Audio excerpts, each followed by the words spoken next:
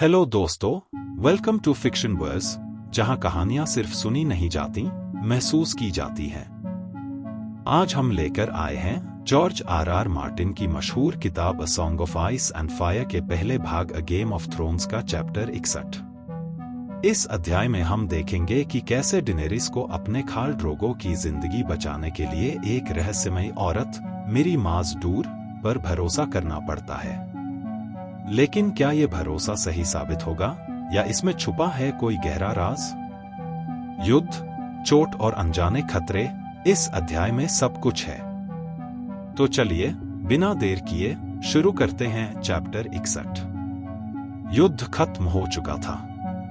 Daenerys टारगैरियन अपनी चांदी जैसी चमकती घोड़ी पर सवार होकर मृतकों के खेतों के बीच से गुजर रही थी। उसके पीछे उसकी सहेलियां, दासियां और उसके खास के योद्धा चल रहे थे, जो आपस में मुस्कुरा रहे थे, मजाक कर रहे थे, जैसे यह खूनी मंजर उनके लिए रोज का खेल हो। दो तहराकी घोड़ों के खुरों ने जमीन को चीर डाला था। गेहूं, मसूर और राई की फसलें कुचली जा चुकी थी। अराक और तीरों ने एक नई भयानक फसल बोई थी और उसे पानी मिला था इंसानों के खून से। मरते हुए घोड़े अपनी गर्दन उठाकर दर्द से चीखते जब डेनेरिस उनके पास से गुजरती। घायल आदमी कराहते, प्रार्थना करते। उनके बीच घूम रहे थे जक्खा रहान, दया के आदमी, लेकिन दया दिखाने के लिए नहीं, बल्कि अपने भारी भारी कुल्हाड़ों से मरते और घायल दोनों के सिर काटकर अपनी फसल काटने के लिए। उनके पीछे दौड़ती थी छोटी छोटी लड़कियों की टोली, जो लाशों से तीर खींचकर अपने टोकरों में भर रही थी। और सबसे पीछे आते थे कुत्ते, दुबले-पतले, भूखे, वो जंगली झुंड जो कभी भी खालसार से दूर नहीं रहते थे। भेड़ें, वो तो सबसे पहले मरी थी, हजारों की संख्या में, सड़ती हुई, मक्खियों से काली पड़ी हुई, हर लाश में धंसे हुए तीर। डेनेरिस जानती थी ये काम खाल ओगो के सवारों का था। ड्रोगो के आदमियों में से कोई भी इतना मूर्ख नहीं था कि भेड़ों पर तीर चलाए, जब अभी भी चरवाहे जिंदा थे जिन्हें मारा जा सकता था। शहर जल रहा था, काले धुएं के गुबार आसमान में उठते, नीले कठोर आकाश को ढकते हुए। टूटी फूटी मिट्टी की दीवारों के नीचे सवार इधर उधर दौड़ रहे थे, लंबे कोड़ों को लहराते हुए, आग से भरे खंडहरों से बचे हुए लोगों को हाँकते हुए। ओगो के खालसार की औरतें और बच्चे हार और गुलामी के बावजूद सिर ऊंचा किए हुए थे, मानो बंदी होने से उन्हें कोई भय न हो। पर शहर के लोग, वो अलग थे। डेनेरिस को उन पर दया आई। उसे याद था डर कैसा लगता है। माए खाली निगाहों के साथ लड़खड़ाती हुई चल रही थीं, अपने रोते बच्चों को खींचते हुए। पुरुष बहुत कम थे, वो भी लंगड़े, बूढ़े या कायर। शेर जोरा ने कहा था, इस देश के लोग खुद को लजारिन कहते हैं, लेकिन दोथराकी उन्हें हैश राखी यानी भेड़ के आदमी बुलाते हैं।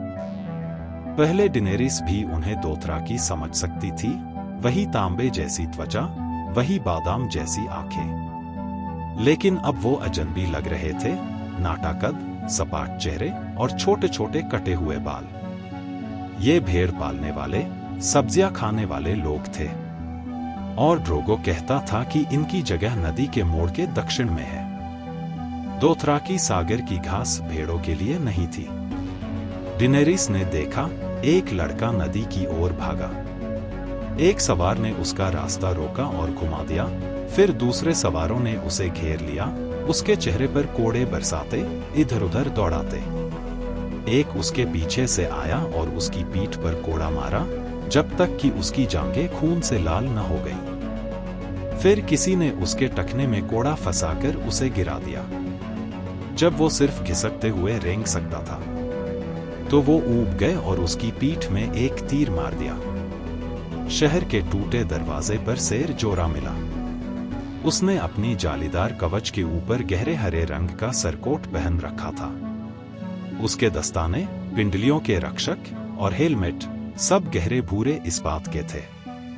दोथराकी उसे कायर कहकर चिढ़ा रहे थे, जब उसने यह कवच पहना था, लेकिन जोरा ने भी पलटकर गालियां दी थी। गुस्सा भड़का, तलवारें टकराईं, और जो सबसे ऊंची आवाज में उसका मजाक उड़ा रहा था, वो वहीं खून में लथपथ पड़ा रह गया। जोरा ने अपने हेलमेट का वाइजर उठाया। आपका पति शहर के अंदर आपका इंतजार कर रहा है, उसने कहा। ड्रोगो को कोई चोट तो नहीं लगी? डेनेरिस ने पूछा। कुछ मामूली कट हैं, जोरा ने जवाब दिया, कुछ खास नहीं। उसने आज 2 खाल मारे, पहले खाल ओगो, फिर उसका बेटा फोगो, जो ओगो के गिरते ही खाल बन गया था। उसके खून के सवारों ने उनके बालों से घंटियां काट ली। अब ड्रोगो का हर कदम पहले से ज्यादा गूंजता है। वो ओगो और उसका बेटा दोनों ने कभी ड्रोगो के साथ वेस्ट दोथराक में डेनेरिस के नामकरण भोज पर एक ही ऊंची चौकी साझा की थी, जहां पहाड़ों की माता की छाया में हर सवार भाई होता है और सारे झगड़े भुला दिए जाते हैं। लेकिन घास के मैदानों में बात अलग थी। ओगो का खालसार शहर पर हमला कर रहा था जब ड्रोगो ने उसे पकड़ लिया। शायद शहर के भेड़ वाले लोग जब टूटी दीवारों से घोड़े के खुरों का धूल का गुबार देखते होंगे, तो उनमें से कुछ ने, जो अब भी मूर्खता से देवताओं की मदद पर यकीन करते थे, इसे मुक्ति समझ लिया होगा।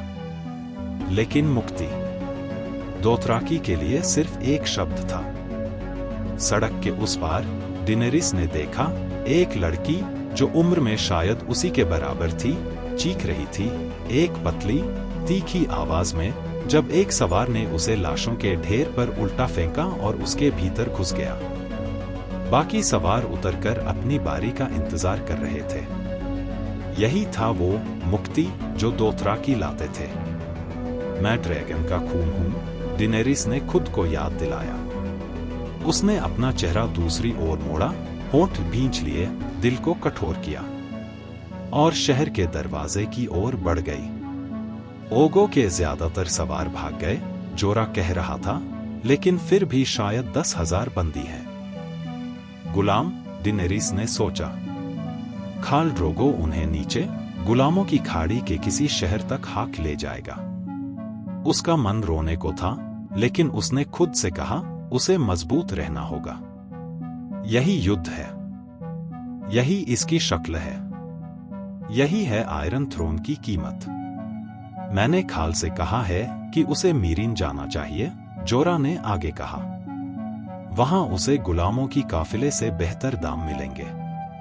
इलिरियो लिखता है कि वहां पिछले साल महामारी फैली थी, तो वेश्यालय अब तगड़े दाम दे रहे हैं, तंदुरुस्त जवान लड़कियों के लिए 2 गुना और 10 साल से कम उम्र के लड़कों के लिए 3 गुना। अगर सफर में काफी बच्चे बच गए, तो उनके सोने से हम जितने जहाज चाहे खरीद सकते हैं, और उन्हें चलाने के लिए लोग भी। पीछे वो लड़की जो बलात्कार का शिकार हो रही थी, एक लंबी टूटी सी सिसकी भर रही थी, जो रुक ही नहीं रही थी। डेनेरिस की उंगलियां लगाम पर कस गईं, उसने घोड़ी का सिर मोड़ा। उन्हें रोको, उसने शेर जोरा से कहा। खलीसी, जोरा हक्का बक्का रह गया। तुमने सुना, उन्हें रोको। उसने अपने खास योद्धाओं से दोथराकी भाषा में कहा, झोगो, क्वारो, तुम शेर जोरा की मदद करोगे। मैं कोई बलात्कार नहीं चाहती। योद्धाओं ने हैरानी से एक दूसरे को देखा। जोरा ने घोड़ा बढ़ाकर कहा, राजकुमारी, आपका दिल बहुत कोमल है, लेकिन आप नहीं समझती, ये हमेशा से ऐसा ही होता आया है। इन आदमियों ने खाल के लिए खून बहाया है, अब वो अपना इनाम ले रहे हैं। सड़क के उस पार वो लड़की अब भी रो रही थी। उसकी ऊंची गाने जैसी भाषा डेनेरिस के लिए अनजानी थी। पहला आदमी अपना काम खत्म कर चुका था और अब दूसरा उसकी जगह ले चुका था। वो भेड़ वाली लड़की है, क्वारो ने दोथराकी में कहा। वो कुछ नहीं है, खलीसी। सवार उस पर सम्मान कर रहे हैं। सब जानते हैं, भेड़ वाले आदमी भेड़ों के साथ सोते हैं। यह सबको पता है, उसकी दासी इरी ने भी कहा। यह सबको पता है, झोगो ने भी हामी भरी। अपने ऊंचे धूसर घोड़े पर जो ड्रोगो ने उसे दिया था।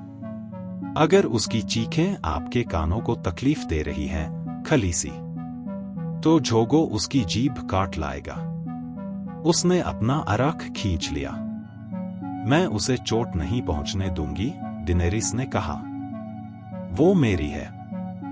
जो मैंने कहा है वैसा करो, वरना खाल ड्रोगो को वजह बतानी पड़ेगी। आई, खलीसी, ड्रोगो ने कहा और घोड़ा दौड़ा दिया। क्वारो और बाकी भी उसके पीछे हो लिए। उनके बालों में बंधी घंटियां झंझना उठीं। उनके साथ जाओ, डेनेरिस ने सर जोरा को आदेश दिया। जैसा आप चाहें, सर जोरा ने उसे एक अजीब सा नजर डाली। तुम सच में अपने भाई की बहन हो? विसेरिस, वह समझ नहीं पाई। नहीं, उसने जवाब दिया, रेगार, और फिर घोड़ा दौड़ाता चला गया। डेनेरिस ने ड्रोगो की चीख सुनी। बलात्कारी उस पर हंसे। एक आदमी ने कुछ चिल्लाकर जवाब दिया। ड्रोगो की आंख चमकी और उस आदमी का सिर उसके कंधों से अलग होकर लुढ़क गया। हंसी गालियों में बदल गई।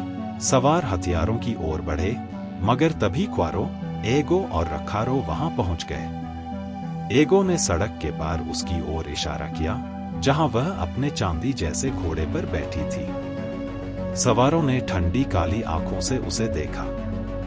एक ने थूका, बाकी अपने घोड़ों की ओर बिखर गए, बड़बड़ाते हुए। उसी वक्त वह आदमी जो भेड़ लोगों की लड़की पर सवार था, अपने सुख में इतना डूबा था कि उसे आसपास हो रही हलचल का अंदाजा ही नहीं था। सर जोरा उतरे और बख्तरबंद हाथ से उसे खींचकर अलग किया।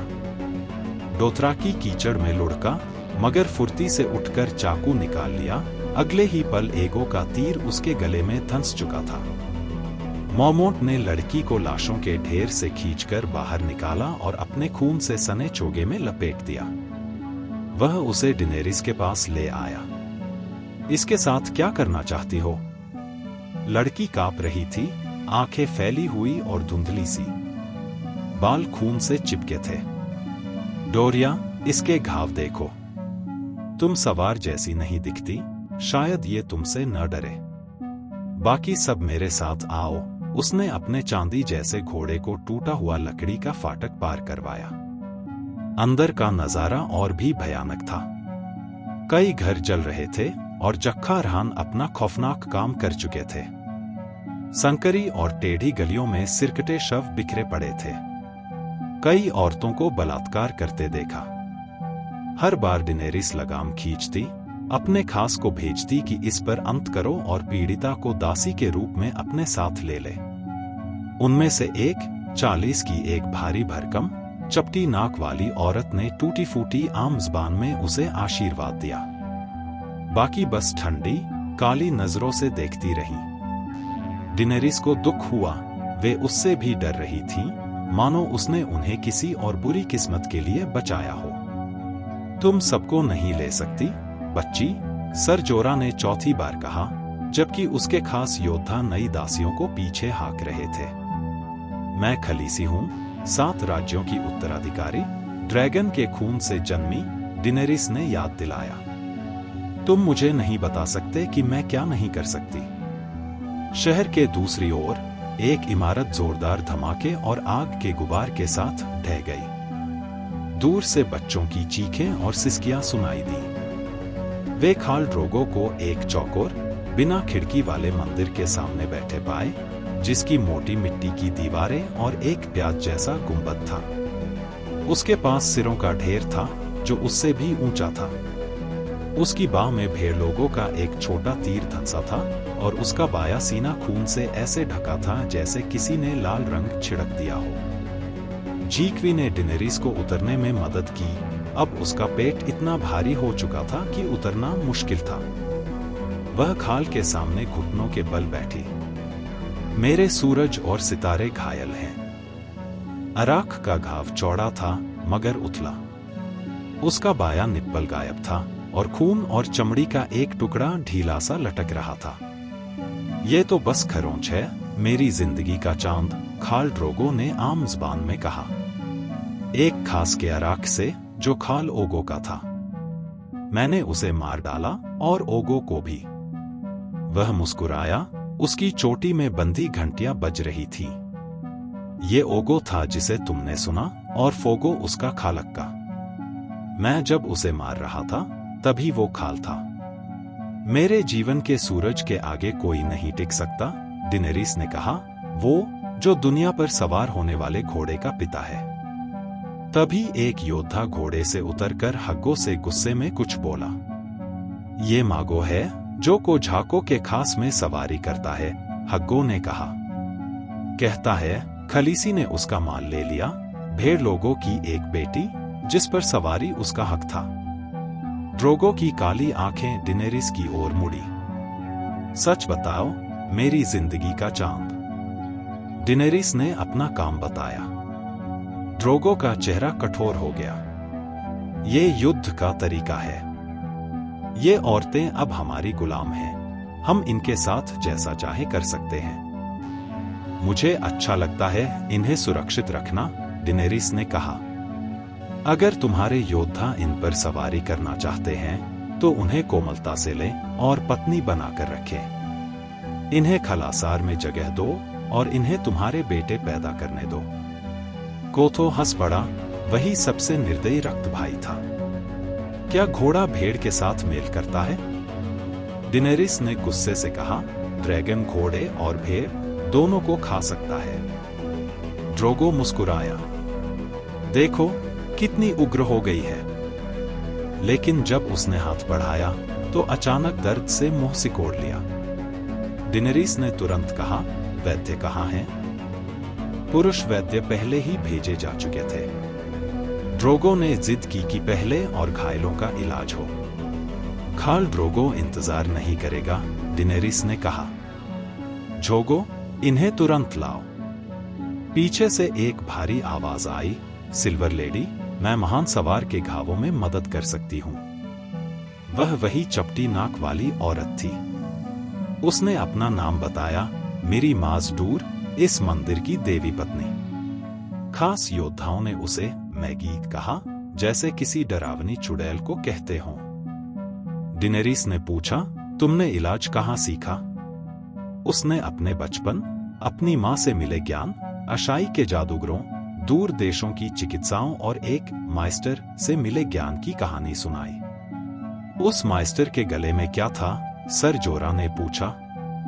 एक इंजीर, इतनी कसी हुई कि गला घुटे, लोहे और कई धातुओं की कड़ियों वाली। सर जोरा ने डेनेरिस की ओर देखा।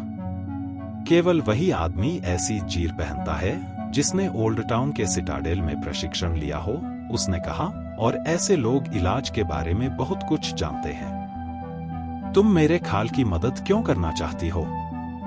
सभी इंसान एक ही झुंड के हैं, ऐसा हमें सिखाया जाता है, मेरी माज़डूर ने जवाब दिया।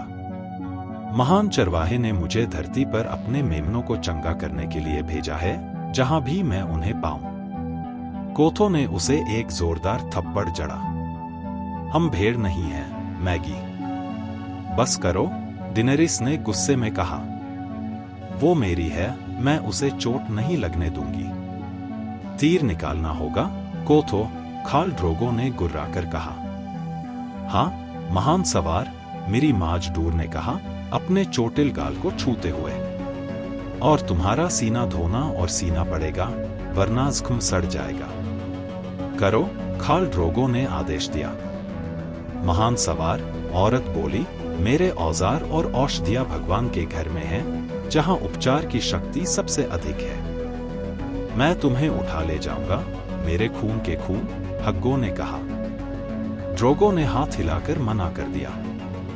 मुझे किसी आदमी की मदद नहीं चाहिए, उसने गर्व से कहा। वह बिना सहारे खड़ा हुआ, सभी से ऊंचा। ओगो के अराक से कटा हुआ निप्पल ताजा खून बहा रहा था। डेनेरिस तुरंत उसके पास पहुंची। मैं आदमी नहीं हूं, उसने फुसफुसाकर कहा, तो तुम मुझ पर सहारा ले सकते हो। ड्रोगो ने अपना बड़ा हाथ उसके कंधे पर रखा। डेनेरिस ने उसका कुछ वजन थामा और दोनों मंदिर की ओर बढ़े।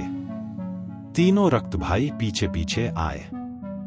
डिनेरिस ने सर जोड़ा और अपने खास योद्धाओं को आदेश दिया कि दरवाजे की रक्षा करें और अंदर रहते समय कोई इमारत को आग न लगाए।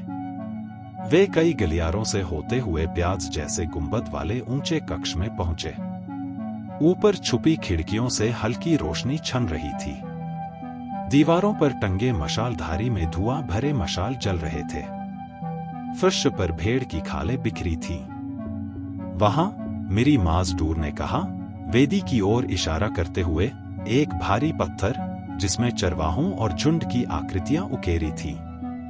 खाल ड्रोगो उस पर लेट गया।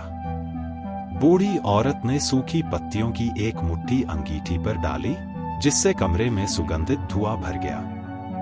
बेहतर होगा बाकी सब बाहर प्रतीक्षा करें, उसने कहा। हम उसके खून के खून हैं, कोहोलो ने कहा। हम यहीं रहेंगे। कोथो मेरी माज़डूर के पास आकर बोला, जान लो मेमने के भगवान की पत्नी, अगर खाल को नुकसान हुआ तो तुम्हें भी वही झेलना होगा। उसने अपनी चमड़ी उतारने वाली छुरी निकालकर उसे दिखाई। ये कोई नुकसान नहीं करेगी। डिनेरिस को भरोसा था, यह वही औरत थी जिसने उसे बलात्कारियों से बचाया था। अगर रहना है तो मदद करो, मेरी ने रक्त भाइयों से कहा। महान सवार बहुत ताकतवर है, अकेले मैं उसे संभाल नहीं सकती। उसने अपना गाउन कमर तक गिरा दिया, एक तराशी हुई संदूक खोली और बोतलों, डिब्बों, चाकुओं और सुइयों में व्यस्त हो गई। फिर उसने तीर की नोक तोड़ी और डंडा खींच लिया, लाज़ारेनी भाषा में गुनगुनाते हुए। उसने अंगीठी पर शराब उबाली और घाव पर उड़ेल दी। ड्रोगो ने उसे कोसा, लेकिन हिला नहीं। उसने घाव पर गीली पत्तियों का लेप बांधा, फिर सीने की कट लगी जगह पर हरी पेस्ट लगाई और चमड़ी को वापस जगह पर खींचा। ड्रोगो ने दांत भींचे और चीख दबा दी। फिर उसने चांदी की सुई और रेशमी धागे से घुमसी दिया। जब काम पूरा हुआ, उसने लाल मलहम लगाया, पत्तियों से ढका और भेड़ की खाल से बांध दिया। तुम्हें मेरे दिए प्रार्थना पाठ बोलने होंगे और ये पट्टी 10 दिन रात रखना होगी। बुखार आएगा, खुजली होगी और बड़ा सा निशान रह जाएगा, उसने कहा। खाल ड्रोगो उठ बैठा, घंटियां बज रही थी। मैं अपने घावों के गीत गाता हूं, भेड़ औरत, उसने बाजू मोड़ी और भौहें चढ़ा ली। ना शराब पीना, ना अफीम का दूध, उसने चेताया। दर्द होगा, लेकिन शरीर को मजबूत रखना है ताकि जहर की आत्माओं से लड़ सको। मैं खाल हूं, ड्रोगो ने कहा। मैं दर्द पर थूकता हूं और जो चाहूं पीता हूं। कोहोलो, मेरी बनियान लाओ। कोहोलो चला गया। पहले डिनेरिस ने मिरी से कहा, मैंने तुम्हें जन्म गीतों की बात करते सुना था। मैं रक्तशया का हर रहस्य जानती हूं, सिल्वर लेडी, और मैंने कभी कोई बच्चा नहीं खोया, मिरी ने जवाब दिया। मेरा समय नजदीक है, डिनेरिस ने कहा। जब मेरा बच्चा आए, मैं चाहती हूं तुम मेरे साथ रहो। खाल ड्रोगो हंसा। मेरी जिंदगी के चांद, तुम गुलाम से नहीं पूछती, आदेश देती हो। ये तुम्हारी आज्ञा मानेगी। वह वेदी से कूद पड़ा। चलो, मेरे खून, घोड़े पुकार रहे हैं, ये जगह अब राख है, चलने का समय है। हग्गो ड्रोगो के पीछे पीछे बाहर निकला, लेकिन कोथो रुका और मिरी को घूरते हुए बोला, याद रखना, मैगी, जैसा खाल का हाल होगा, वैसा ही तुम्हारा।